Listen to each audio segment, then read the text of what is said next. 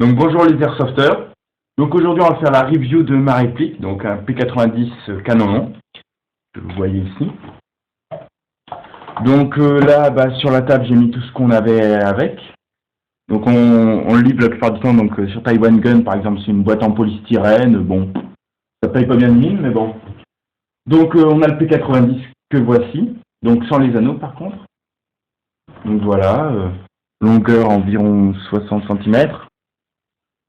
Poids 2 kg, 2,5 kg. Voilà. Donc on a un chargeur que j'ai mis dessus. On a une batterie, 9,6 volts, 1200 mAh.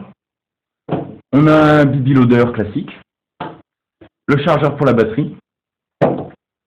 Et une tige pour débloquer les billes bloquées dans le canon. Donc voilà, bon après on a la notice d'utilisation. Donc voilà, et on va commencer, je vais d'abord vous montrer le démontage. Donc bon, ce qui est pratique c'est sa longueur, 60 cm à peu près. Donc on peut le ranger en le démontant dans n'importe quel sac, Donc voilà un chargeur, tout d'abord. Donc dedans il y a imitation douille. Voilà, celui-là il fait 68 billes, chargé au max. Voilà. On démonte ici, si vous voyez il y a un petit cran. Il suffit d'appuyer dessus. Hop, on pousse un peu ici et hop, le canon part tout seul. Bon alors ici on a le hop-up. Donc le réglage se fait en tournant comme ça. Voilà. Hop. Donc voilà, ça c'est la partie. Donc cette partie-là, il faut bien préciser que c'est du full métal. Donc voilà, ici on a le canon. Ah oui, voilà. Donc on peut démonter l'embout de canon. Alors par contre là, faut faire attention, petite particularité, il se démonte dans le sens opposé au sens classique. Donc on se fait avoir plusieurs fois au début, mais bon. Donc voilà. L'avantage du canon long, c'est bien entendu, c'est sa précision, quoi. Ça nous rajoute 10 cm de canon. C'est quand même pas négligeable. Donc pour le visser, pareil, le sens inversé. Hein. Voilà. Donc après, on va passer à là, sur le canon encore. On a donc 3 rails. Un rail long ici et 2 courts ici. Donc ce qui est largement suffisant, on peut mettre tout ce qu'on veut. Donc voilà, maintenant on va passer à la partie crosse. Donc voici. Donc ça, il n'y a que du plastique. Donc ici, on voit assez bien la gâchette. Donc sélecteur, donc sécurité. Donc ça bloque la gâchette. Semi, full. Et hop, et on vient en sécurité ici. Voilà. Donc bon, c'est de l'ABS, donc ça tient assez bien au choc. Ici, sur l'arme, c'est la chambre d'éjection pour les douilles. C'est pas habituel d'ailleurs, par en dessous. Ici, une fois que le canon est réglé, on a un trou pour pouvoir régler le hop-up d'en dessous, sans avoir à démonter le canon, ce qui est relativement pratique. Donc on continue. Donc pour mettre la batterie, c'est très simple.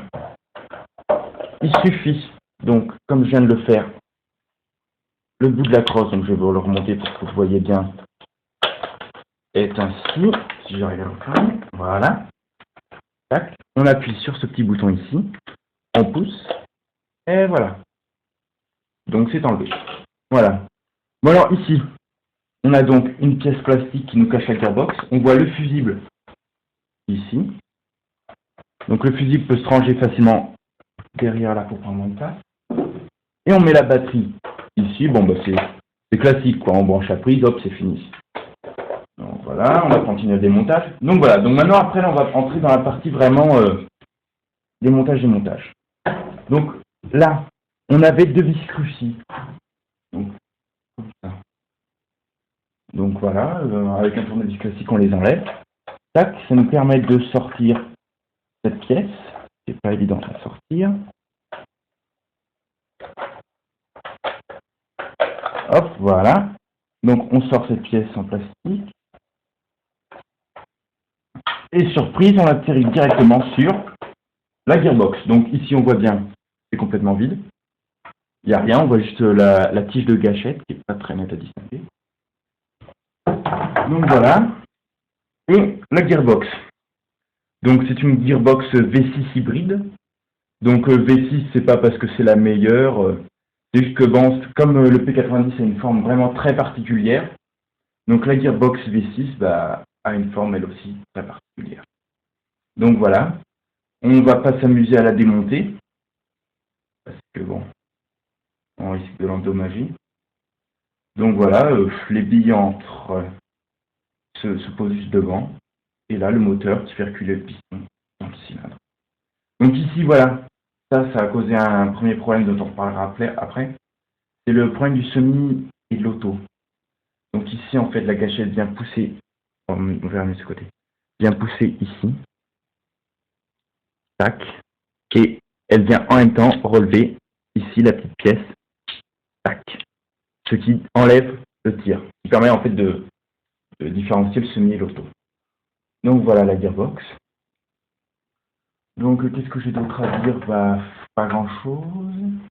Après, on verra pour la partie tir.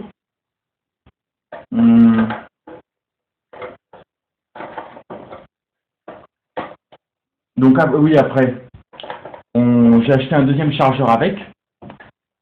Donc, ce chargeur-ci.